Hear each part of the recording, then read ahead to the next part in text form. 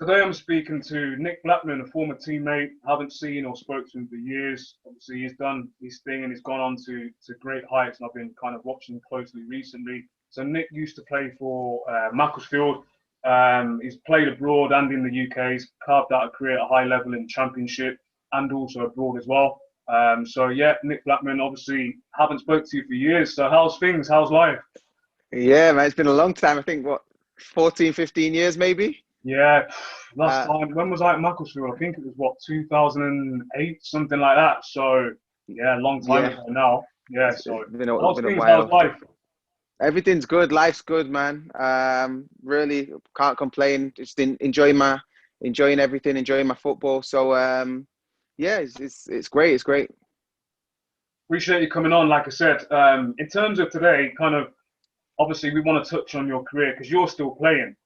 And normally, like I said just off air a minute ago, I normally speak to people who are either coming towards the end of their career or have made that transition from sport to another career. So for you, slightly different. You're still in the game. You're in your 30s now, so you're touching that. I wouldn't say you're towards the end of your career as yet, but you're nearing that kind of the end is nigh, if that makes sense. So talk to me about you at the moment. Obviously, you were playing abroad at Maccabi Tel Aviv. What's happening at the moment for you? Yeah. So, as you're right, obviously, when you hit that 30 plus age, it's a different concept in terms of in the game of football. But yeah, right now I am a free agent. I've just finished at Maccabi Tel Aviv, and basically just weighing up my next move and seeing what the best thing is for me going forward. I'd say, as you've touched on the age now, I'd probably say this is the first time in my career where I'm starting to think about where I'd like to also live, lifestyle wise. So trying to incorporate that in a move as well, Yeah. which I've not had to previously do, as I've not settled down with kids or anything like that yet. So I've always been quite free, but I still would like to base some portion of this next decision would be based on where I kind of like to be after football as well. That definitely be thought in that. Mm. And that's massive because a lot of people, especially when they're not involved in sport and they kind of see things on TV and read things and whatever else, sometimes it's hard for people to understand outside of sport that when a player is playing for a club, it's important that they're happy, but not just them, their family as well. And if their family's not happy, that can impact on performance on the pitch. And there's a whole heap of things, whole heap of different strands that fall into line with you performing on the pitch, as in what you just mentioned, location, lifestyle, family, and all those things. So that is important. So in terms of yourself, I don't want to put you on the spot, but kind of, have you got anywhere in the pipeline at the moment? Can you say if you have? If you can't, then obviously we won't talk about it. There are a few teams I'm speaking to, but if you were to say what destination would be my ideal one, I'd love to go and play in America. Like that would, I'd say that. So I think that'd be a fantastic opportunity. I think it's a fantastic place. I've never obviously lived there, so I don't know what it would be like to live there, but I've obviously holidayed there a few times, but holidaying and living in a place are very different. But I think the league's growing, the league's fantastic. The standard there is getting really high. The facilities there are great, and I'd love to give it a go. I think it would be a fantastic place to put on your tick list. You know. Mm. And in terms of America, what's the pull for you there? Obviously, I know the football is amazing now. The standard from, say, going back 10 years has improved like tenfold. So Mm-hmm. aside from that, is it kind of, I know you said lifestyle, you're thinking about the weather and kind of that kind of thing? Weather, I was lucky in Tel Aviv. The weather was amazing there, so I'm not sure I'm going to get better at most places than that. But I just think just the way of life, for instance. So obviously being abroad for a long time, obviously being in Tel Aviv, the language there, the main language is Hebrew. I don't speak a word of that, but I've played out in Spain as well, so I picked a bit of Spanish up. Yeah. So yeah, just being able to use that in different places. I'd love to just as grow as a person, anywhere that can help me grow as a person, you know, and all these different experiences give you that. So that's kind of the main thing I'm after. Amazing. And obviously now you mentioned you're in your early 30s, so the latter stages of your career, so to speak, but still a young man. I mean, I retired when I was 31, and I've just turned 40 now, and I still see myself as a young man. I feel young anyway, and I still think I look quite young as well. So that's the main thing for me, and I'm healthy as well, as far as I know. So for you, have you put anything in place when it comes to, are you kind of thinking about retirement, that next stage in your life, your kind of career development? Yeah, most definitely. I think obviously everyone's had a lot of time to kind of think over the lockdowns. I was out in Israel on my own there for the majority of that, so I've definitely had a lot of thinking time. I've set a company up a while back, a property company up as well. Mm. So I've got a couple of places that obviously I'm renting out at the moment. It's something that I'd like to continue doing. Obviously, I've got close affiliation with my father being from Barbados, and I'd love to one day live out there after football. So it's something that if I could combine the two with the property out in Barbados or something like that, and make it work like that, I think that'd be fantastic. So yeah, I'm going down that route at the moment, but obviously, as you know, life brings new challenges all the time. So you can't really be too fixated with one thing, and you've got to be adaptable. As you know, life throws curveballs at you, and you've got to be ready to adapt when they come. Yeah, definitely. And that sounds like a great plan as well. But as you just mentioned there, things can change kind of on a daily Mm-hmm. basis. So for you, you just mentioned Barbados there and your connections there through your dad. So I do know in the past you did something regarding, was it Nick's kit collection? So talk to me about Yeah. that. Yeah. So I was lucky enough, basically, when I moved to Blackburn, I got quite close with Jason Roberts. So he's been kind of like a mentor for me, someone who I looked up to. I used to watch on TV. So to say that is still quite surreal. Yeah. So he's had a foundation based out in London, and obviously he's got his work going on in the Caribbean as well. So it's something that he mentioned to me, and he basically pinpointed out some of the poorer areas in Barbados and places we could give back. So the first initial step was to collect some Derby shirts where I was at the time. I was playing for Derby, and we collected some shirts and sent them over, and that went down really well. So the next step was that following summer we went and held a tournament there, Mm. which again went fantastically. Unfortunately, COVID has interrupted us doing it last summer, so it's something we were definitely looking to build on and to keep doing it. It's had great support from the island as well. The vice president of the vice prime minister of the island was there to show her support as well. So it's definitely getting a bit of recognition, and it's something that I'd definitely look to build on, in the years going forward. Yeah, that sounds amazing. And again, it's a selfless act. It's something that you don't have to do, but you put yourself out there to obviously assist those people in those poorer parts of the world, essentially. So that's massive, and I'll be looking out for that going forward. So for you then, well, certainly for me anyway, when I talk about kind of retiring from football, transitioning from football to another career, especially when I was kind of younger, maybe looking at when I was around 20, 21, retirement was always approached in like a negative way from all kind of angles, really, from a player perspective and also coaches and like management and everyone else involved in the sport. So I know things have changed over the last 3 or 4 years, and there's a lot of amazing things and organisations out there for players like yourselves. And I think the whole mentality when it comes to retirement has changed quite somewhat as well. So have you, I know you just mentioned about kind of things you may be thinking about, but what are your thoughts on kind of transitioning away from sport? Like, how do you see it now? Because I've been away from the game for ages, so I haven't really got that kind of insight into it. But how are things with kind of your perspective on it? So compared to, say, England, when you're talking about maybe retirement, or you heard the older players talking about it, versus, say, abroad, is it kind of the same or a different approach? I think, first of all, for me, my idea of, say, if I was in my early 20s, my idea of retirement, or you'd hear the older players talking about retirement, I kind of automatically assumed that they couldn't play anymore. Like their body was finished. And in a lot of cases it was, especially going back to when I was starting out my career, because the game was very different back then in Mm. terms of how players looked after themselves on a professional day-to-day level. Mm. I'd say now, though, I think that perception is changing. I think people are a lot more open, even in terms of, obviously it's a different subject, but players going abroad from England. So it's a lot more like widely accepted. I think Yeah.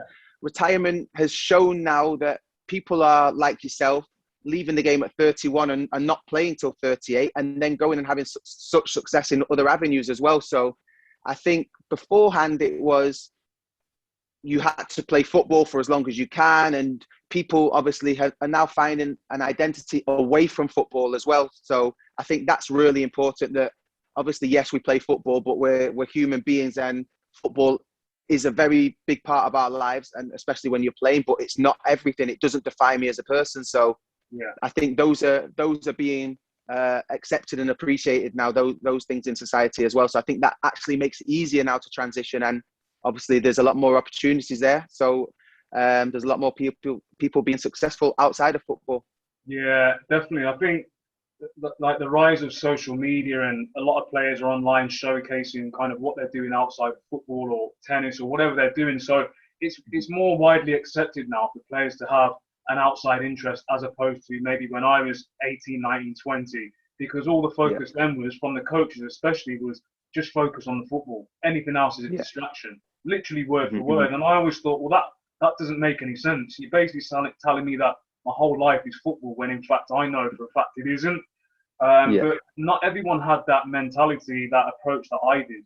And I'm not saying I was perfect, but a lot of other people would take that word for word and take it as gospel, and then that was their whole identity, when in theory it wasn't. So it's good that things have changed over the years, and I think it's only going to continue to get better from a player perspective as well. So that bodes well for the future. We touched on kind of Macclesfield right at the start. So talk to me about Macclesfield. I think you started your professional career there. So talk to me about that. Yeah. Do you remember that? Yeah. Yeah. Yeah. So for me, it kind of, Macclesfield for me was a last chance saloon. I was 16 at the time. I've been on trial at all the local clubs around my area after getting released from United when I was a bit younger. And I was basically going to go and play semi-pro and probably go to a college. But it happened so my mum wrote an email into John Askey, the youth team manager at Macclesfield, which I still don't know how to this day how it happened. And I went in training there, and I got accepted as a YT, and then 6 months later I signed a professional deal, and I'm training with you guys most days. So it all happened so quick, So for me, Macclesfield was the most important thing that ever happened to my career. Going into the changing room with people who I looked up to, like yourself, like Franny Green, those people, like, you really grounded me. And it was a tough changing room as well. It was a tough school to go into, So it was kind of like you got to sink or swim. So for me, that gave me the toughness and the robustness to deal with any other changing rooms, or you come across any characters that you don't quite see eye to eye with in football, and there are plenty of those. But I always had that little bit of steel about me, and I really put that down to coming through that change room and being in there day to day with you guys. It's crazy that obviously you were in that situation where it was kind of a crossroads before you'd even started. You got released from United, which there's no shame in that. A lot of players get released from professional clubs at a young age for whatever reason. And then obviously when I signed for Macclesfield, and I was 26 or something, along with Francis Green, who was a little bit older than me.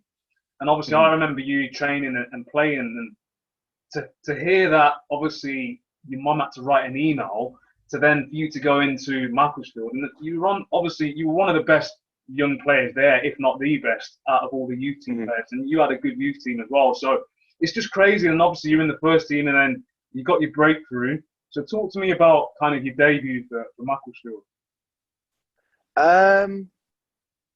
Yeah, wow. So obviously I was training with you guys most days, and then it was Paul Ince. Paul Ince was there. So basically he just took me literally from the youth team to nowhere, and I was with you guys training most days. And then we played Accrington Stanley on the second to last game of the season. We played them away, but at the time I think we needed like 3 points to stay up in the league, because we were way adrift, come at Christmas.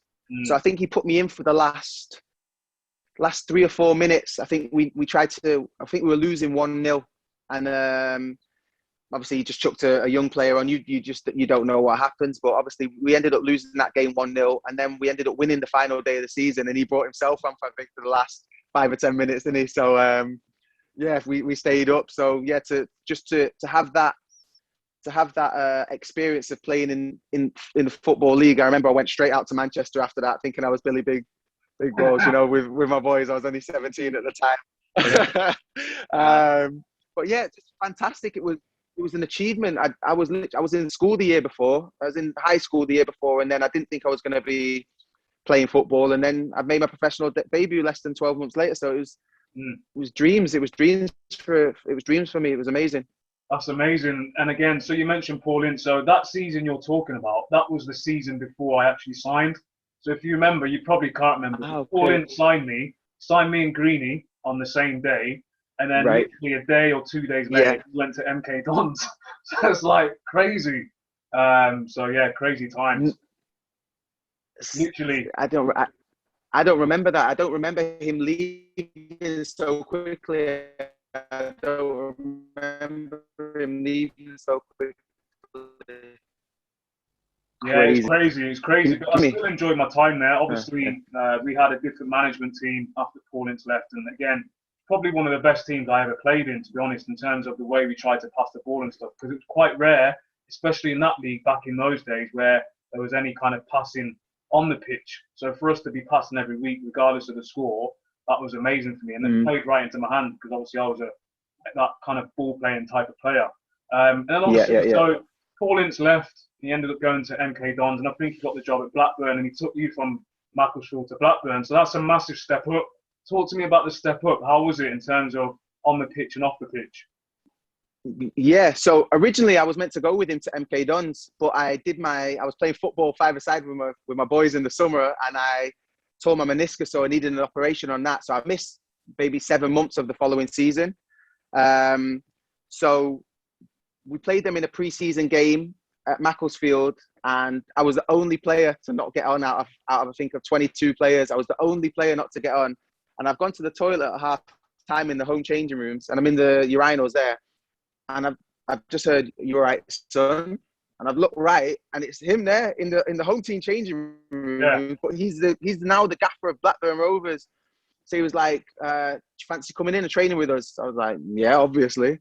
So he said, get your agent to give me a call. So this was on a Saturday, and by Wednesday, I was training with him. I was doing a finishing session on a Wednesday. I think you guys played an FA Cup game against West Ham away, Yeah. Yeah. and I wasn't even in the squad at that time under Keith Alexander. So I've literally gone from not being in the squad in League Two. I couldn't get in the squad, and I was going to go on loan to. I think I was going on loan to Liaromai. I think it was all but sorted. And Mm. then I'm training. I'm doing a finishing session with Rocky Santa Cruz, Benny McCarthy, Robbie Fowler, like Morton Gamp Pedersen. The next day, I'm like, what is going on here? Like, absolutely nuts, man. Crazy, Crazy. crazy. So I'll never forget. I'll never forget that first day. Obviously, I was there for a couple of weeks under Ince, and he then gets the sack.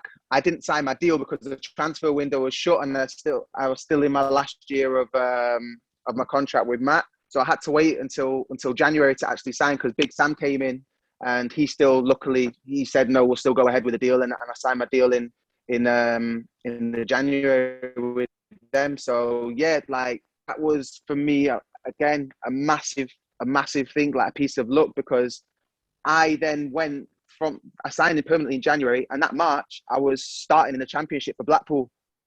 So I'd gone from not being in the squads in League Two to 6-7 months later starting and scoring against Sheffield United at Bramall Lane, and they were favourites to go up at the time. So it was kind of like it all happened so quick. But these are the Macclesfield and that move for Blackburn. I will always be so grateful to Paul Ince, because he literally gave me an opportunity. I think you have to take it yourself, but I was so lucky in terms of he actually gave me that opportunity. He saw something in me. He believed in me, and he gave me that, and I'll forever be thankful to him. That's amazing. And then obviously, so from Blackburn, and then you've carved out a career throughout the Championship, banging in goals kind of every week, absolutely flying. And then you've kind of gone abroad as well, and you've had success in various different locations abroad. So talk to me about the change in terms of kind of on the field and off the field, the lifestyle and the playing style, compared to like the UK and abroad. How have you found that? Again, as I've never played so much football. So, for instance, the self-awareness that you would say that you guys played or tried to play a lot of football at Mac, I wouldn't have ever computed that. For me, I'm just playing football. I didn't understand real styles of play. I was just a kid. I was just playing football. If you kick it long, you kick it long. I'll run after it. That's Yeah. kind of thing. But in terms of the first time I really experienced it was Derby, where they had Paul Clement, who was previously the Real Madrid assistant manager. So he tried to implement a certain way, but what I noticed was that after a couple of bad results, they would change the way of playing. You know, all of a sudden we'd shore up shop, we go a bit longer, you know. But going to Israel under Jordi Cruyff that first season was the first time when we had a couple of dodgy results, and I was expecting the change already in my head. Right, we're going to change. Refused to change. Refused if we were 1-0, 2-0 down, we'd still play the same way. And a lot of times we actually came back and we turned it around. So that was the first time that I've kind of ever experienced a manager or a club's style that no matter what, this is us. Like, we're going to live and die by this. And I enjoy that because everybody, you know where you're at. You understand? And they can then sign players purely based on that style because they know that, you know how it is. Sometimes you're playing well and the team's doing well, and then the gaffer wants to shore things up and he puts a bit more, like, go to a few more solid players, less than, you know, like, quick down the wing where, I tell you what, I'm going to stick an extra midfielder out there and shore things up. So that for me was the biggest thing in terms of they've got their style, they recruit their players purely on that style. So no matter who the manager is, they're not wasting money on players and changing the style because that manager fits the ethos of that club and the players also fit it. So it's only going to go one way. Yeah, that's massive. And I think that works well for not only a player perspective, but also fans. But in terms of players, like for me, like you just said there, it always used to frustrate me where you'd be playing and you're playing a passing game and then for a few games it just doesn't work. And then the manager just changes personnel. Right, we're going to go from playing a passing game to long ball. And it's just like the whole ethos just wasn't there. It's just frustrating. So at least then when you're playing for a manager and a team like that, with that kind of mentality, you know that week in, week out, this is what we're doing no matter what. So it just makes it that much easier to kind of approach the game. That's what I think anyway. Talk to me about, I did some kind of, I wouldn't say research, I just came across a couple of stories about kind of your granddad and obviously how much of an inspiration he is. So I'm not even going to introduce that. I just want you to just touch on it and let everyone know kind of the story behind it. My granddad was, now it's strange to say he was an Auschwitz survivor, obviously a Holocaust survivor. He passed away, I'm going to say 5 months ago now. So his story is obviously unbelievable. He was obviously young in the concentration camps, him and his elder brother, actually. And they obviously survived against all odds. Obviously, I'm probably doing a disservice on his story here, but to touch on it shortly. And basically, he made his way from the concentration camps in Germany across to America, and then into England. And he's flitted between England and America. And now, obviously, he passed away in America. He lived there for the last 20 years. He built up some successful businesses from the trades he learned in the. They were made to obviously use the leather from the boots from the soldiers, and they were made to turn those into leather bags, into leather goods. And basically, when he got out of the concentration camps, he formed quite a few number of quite big handbag companies. So, you know, from the trades that he learned and the tools that he learned. So he's literally a massive inspiration for me. Obviously, you go through such difficult moments, and you know, he is still somebody, and his story is still something that resonates so closely with me. And I use him and his strength that he obviously showed to get through in those unimaginable moments to get through my difficult moments, even though they're not comparable in life. But I come across difficult moments, and I use him as sources of inspiration. That's a massive story, and you've only just kind of scratched the surface there. But again, firstly, sorry to hear that he's passed away, but to survive such an event, and obviously everyone knows the magnitude of that and obviously how horrific it was, we can only imagine as people who weren't involved how bad that was. So for him to survive, and then not only that, tell you the story, then you can obviously pass it on to your family and whatever, like you're younger, when you eventually have kids and stuff. It's just amazing. I can't imagine obviously what him and his brother were going through, but Yeah, massive inspiration must be by nature, just purely because of the story in itself. Just moving on slightly. So obviously you've got links to Barbados, and I know you played like international football for them as well. So again, that's another step up in your career as well. So talk me through that. How's that been for you? Amazing, amazing. Obviously, to call yourself an international player, I think it's fantastic to play on that international scene and to have opportunities that I wouldn't have had, obviously, if I'd not decided to play for them.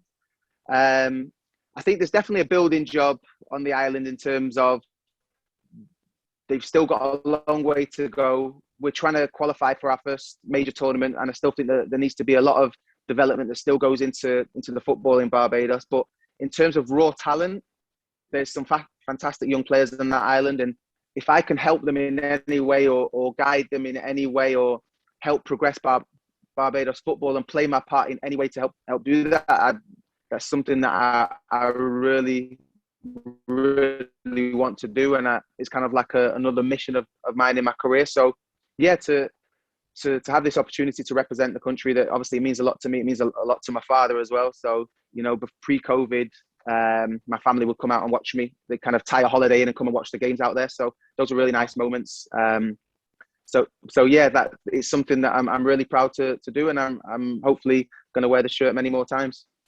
Brilliant. That's amazing. And obviously your parents must be really proud. So just coming to an end, kind of obviously this is about transitioning from sport to another career.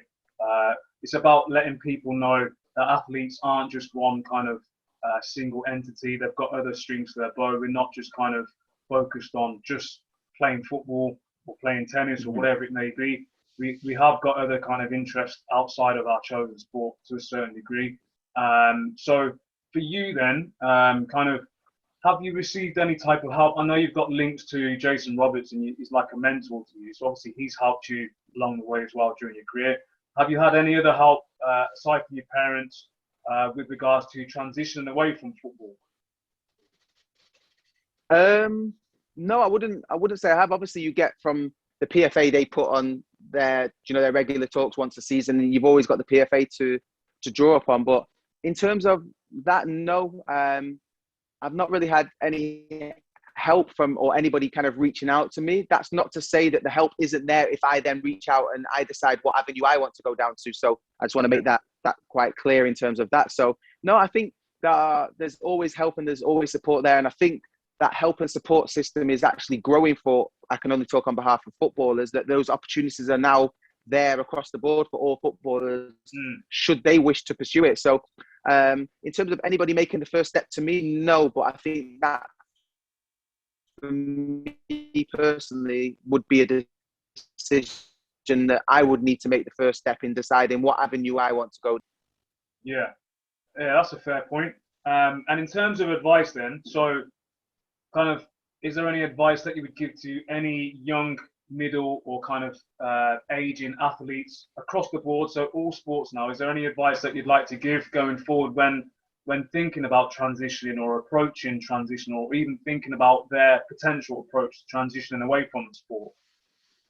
My advice would be to obviously you focus on your football, and that is your main priority when you're playing, in terms of when you're at work, for instance. But to have a second interest and not to pursue that would be a massive waste. I think the earlier you can set yourself up, even in early 20s, if you kind of have an idea, a lot of people don't even think that too far ahead though. But if my advice would be, if you can think a little bit further ahead and to kind of plan a few years before that transition would actually, it would be seamless, because a lot of guys get to the end of football and all they have is football, and it's kind of like, what am I doing now, kind of thing. Yeah. So to help that transition become seamless, the earlier you can put the building blocks in place, I think the easier that and the smoother it becomes. So for me, get planning as early as possible, get laying the foundations of what you were doing, even if it was only bit by bit. If you're in your early 20s, it doesn't need to be the finished article yet, because a lot of people are playing a lot longer these days. They're looking after their bodies. So just be prepared, and I think it will be seamlessly and effortlessly into the Great advice. Next And thing. appreciate that. Like I said, appreciate you coming on. Long time, kind of, we haven't spoke or anything. So I'll be keeping an eye out on your career. Obviously, try and keep in touch as and when we can. If you want to just kind of let everyone know where we can find you on socials, and obviously anything else that you want to let us as well. Yeah, Facebook is Nick Blackman. Instagram is Blacks89. Twitter is nblackman89.